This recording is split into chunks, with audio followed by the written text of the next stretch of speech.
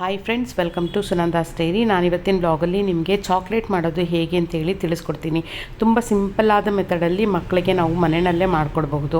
ಹೊರಗಡೆ ತೊಗೊಳ್ಳೋಂಥ ಅವಶ್ಯಕತೆಯೂ ಇರೋದಿಲ್ಲ. ಈಗೆಲ್ಲ ಚಾಕ್ಲೇಟ್ ತೊಗೊಂಡ್ರೆ ಒಳಗಡೆ ಹುಳ ಇದೆ ಏನೇನೋ ಹೇಳ್ತಾ ಇರ್ತಾರೆ. ಆ ಭಯದಿಂದ ನಮಗೆ ಹೊರಗಡೆ ಚಾಕ್ಲೇಟ್ ತೊಗೊಳ್ಳೋದಕ್ಕೂ ಒಂದು ರೀತಿಯಲ್ಲಿ ಭಯ ಅನಿಸುತ್ತೆ. ಹಾಗಾಗಿ ನಾವು ಸಿಂಪಲ್ಲಾಗೆ ಮನೆಯಲ್ಲಿ ಇರುವಂಥ ವಸ್ತುಗಳನ್ನೇ ಇಟ್ಟು ನಾವು ಯಾವ ರೀತಿ ಚಾಕ್ಲೇಟ್ ಮಾಡೋದು ಅಂತ ಹೇಳಿ ಸಿಂಪಲ್ಲಾಗಿ ತಿಳಿಸ್ಕೊಡ್ತೀನಿ. ಮೊದಲಿಗೆ ಒಂದು ಪ್ಯಾನ್ ತೊಗೊಂಡಿದ್ದೀನಿ. 1 ಕಪ್ಪಷ್ಟು ಬಾದಾಮಿ ಹಾಕ್ಕೋತಾ ಇದ್ದೀನಿ, ಅರ್ಧ ಕಪ್ಪಷ್ಟು ಗೋಡಂಬಿ, ಅರ್ಧ ಕಪ್ಪಷ್ಟು ಪಿಸ್ತಾ ಹಾಕ್ಕೋತಾ ಇದ್ದೀನಿ.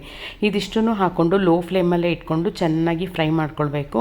ಫ್ರೈ ಮಾಡಿಕೊಂಡು ಸ್ವಲ್ಪ ಅದನ್ನು ಬಿಸಿ ಹಾರೋದಕ್ಕೆ ಬಿಟ್ಬಿಡ್ಬೇಕು. ಅದು ಬಿಸಿ ಹಾರಿದ ತಕ್ಷಣ ಅದನ್ನು ತೆಗೆದು ಮಿಕ್ಸರಲ್ಲಿ ಹಾಕ್ಕೋಬೇಕು. ಮಿಕ್ಸರಲ್ಲಿ ಹಾಕ್ಕೊಂಡು ಇದ್ರ ಜೊತೆಗೆ 1/4 ಕಪ್ಪಷ್ಟು ಒಣಗಿರೋ ದ್ರಾಕ್ಷಿ ಹಾಕ್ಕೋಬೇಕು. 1/4 ಕಪ್ಪಷ್ಟು ಖರ್ಜೂರ ಹಾಕ್ಕೋತಾ ಇದ್ದೀನಿ.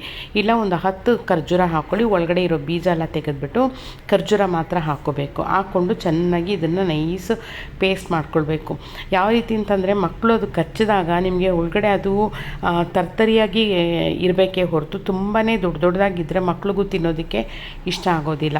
ನೋಡಿ, ಈ ರೀತಿ ಇರಬೇಕು. ಸಣ್ಣಕ್ಕೆ ನಾನು ಮಾಡ್ಕೊಂಡಿದ್ದೀನಿ ನೋಡಿ, ಈ ರೀತಿ ಇರಬೇಕು. ಇದನ್ನು ತೆಗೆದಾಗ ನಾವು ಕೈನಲ್ಲೇ ಈ ರೀತಿ ಪ್ರೆಸ್ ಮಾಡಿದಾಗ ನೀಟಾಗಿ ಉಂಡೆ ಆಗುತ್ತೆ. ಇದು ಅವಾಗ ಏನಾಗುತ್ತೆ, ಚಾಕ್ಲೇಟಲ್ಲಿ ಇದ್ದಾಗ ಕಚ್ಚಿದಾಗ ಮಕ್ಕಳಿಗೆ ತುಂಬಾ ಚೆನ್ನಾಗಿ ಸಾಫ್ಟ್ ಅನಿಸುತ್ತೆ. ಅದೊಂದು ಕಡೆ ಇಟ್ಕೊಂಡು ನೋಡಿ, ಇದು ಚಾಕ್ಲೇಟ್ ಮೋಲ್ಡು. ಈ ಡಿ-ಮಾರ್ಟು ಇದರಲ್ಲೆಲ್ಲ ನಿಮಗೆ ಸಿಗುತ್ತೆ. ಇದು ಸಿಲಿಕಾನ್ದು ಚಾಕ್ಲೇಟ್ ಮೋಲ್ಡು. ಇದನ್ನು ತಗೊಂಡು ಇದರಲ್ಲಿ ನಾವು ಈ ಡ್ರೈ ಫ್ರೂಟ್ಸ್ ಇರುತ್ತಲ್ಲ, ರುಬ್ಬಿರ್ತೀವಲ್ಲ, ಅದರಲ್ಲಿ ಇಟ್ಟು ಚೆನ್ನಾಗಿ ಪ್ರೆಸ್ ಮಾಡಬೇಕು. ಚೆನ್ನಾಗಿ ಪ್ರೆಸ್ ಮಾಡಿದಾಗ ಏನಾಗುತ್ತೆ, ನಿಮಗೆ ಏನು ಶೇಪ್ ಇದೆಯೋ ಅದೇ ಶೇಪಲ್ಲೇ ಬರುತ್ತೆ. ಮತ್ತು ಮಕ್ಳಿಗೂ ಆ ಶೇಪಲ್ಲಿ ನೋಡಿದಾಗ ತುಂಬ ಇಷ್ಟ ಆಗುತ್ತೆ, ತಿನ್ನಬೇಕು ಅನಿಸುತ್ತೆ. ಈ ರೀತಿ ನಾವು ಹೊರಗಡೆ ಮಕ್ಕಳದು ಸ್ವಲ್ಪ ಅವಾಯ್ಡ್ ಮಾಡಿದ್ರೆ ಹೊರಗಿಂದು ಚಾಕ್ಲೇಟ್ ತಿನ್ನೋದು ನಿಲ್ಲಿಸ್ತಾರೆ. ನಾವು ಮಕ್ಕಳಿಗೆ ಹೆಲ್ತಿಯಾಗಿ ಮಾಡಿಕೊಟ್ವಿ ಅನ್ನೋ ಸಮಾಧಾನವೂ ಇರುತ್ತೆ. ಈ ರೀತಿ ಪ್ರೆಸ್ ಮಾಡಿಬಿಟ್ಟು ಇದನ್ನು ತೆಗೆದು ನಾವು ಫ್ರೀಝರಲ್ಲಿ ಇಟ್ಬಿಡಬೇಕು. 1 ಅವರ್ ಫ್ರೀಝರಲ್ಲಿ ಇಟ್ಟರೆ ನೀಟಾಗಿ ಅದು ಸೆಟ್ ಆಗಿಬಿಡುತ್ತೆ. ಅದೊಂದು ಕಡೆ ಇರಲಿ. ಈಗ ನಾನು ಡಾರ್ಕ್ ಚಾಕ್ಲೇಟ್ ತೊಗೊಂಡಿದ್ದೀನಿ. ಇದು ಒಂದು 100 ಗ್ರಾಮಷ್ಟಿದೆ ಡಾರ್ಕ್ ಚಾಕ್ಲೇಟು. ನಾನೊಂದು 50 ಗ್ರಾಮಷ್ಟು ಚಾಕ್ಲೇಟ್ನ ಇದನ್ನು ಹಾಗೆ ಪೀಸ್ ಮಾಡ್ಕೊಳ್ತೀನಿ. ನೋಡಿ, ಈ ರೀತಿ ಪೀಸ್ ಮಾಡಿ ಇಟ್ಕೊಳ್ತೀನಿ. ಇದನ್ನು ಈಗ ಡಬಲ್ ಬಾಯ್ಲಿಂಗ್ ಮಾಡಬೇಕು. ಸ್ಟವ್ ಮೇಲೆ ಒಂದು ಪಾತ್ರೆ ಇಟ್ಕೊಳ್ತಿದ್ದೀನಿ. ಪಾತ್ರೆಯಲ್ಲಿ ನೀರು ಒಂದು ಅರ್ಧ ಭಾಗದಷ್ಟು ನೀರು ಇಟ್ಕೊಳ್ಬೇಕು. ಅದರ ಮೇಲ್ಗಡೆ ಒಂದು ಪಾತ್ರೆನ ಇಟ್ಕೋಬೇಕು.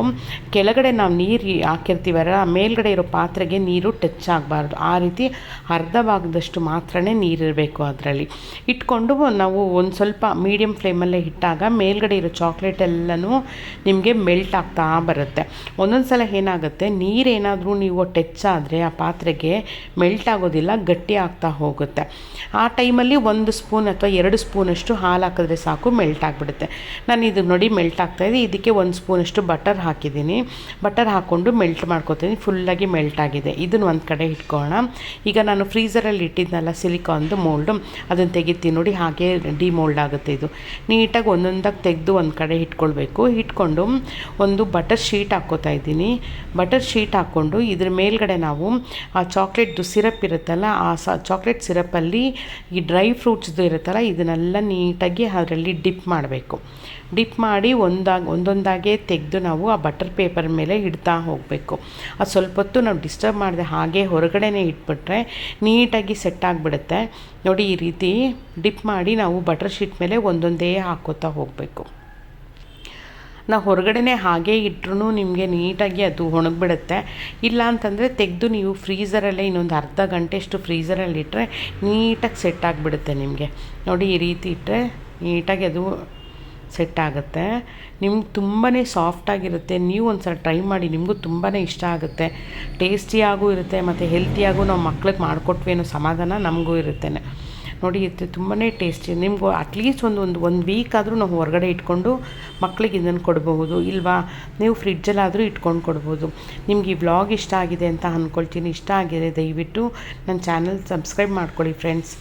ಲೈಕ್ ಮಾಡಿ, ಶೇರ್ ಮಾಡಿ, ಮರಿದೇ ಸಬ್ಸ್ಕ್ರೈಬ್ ಮಾಡಿ. Thank you friends.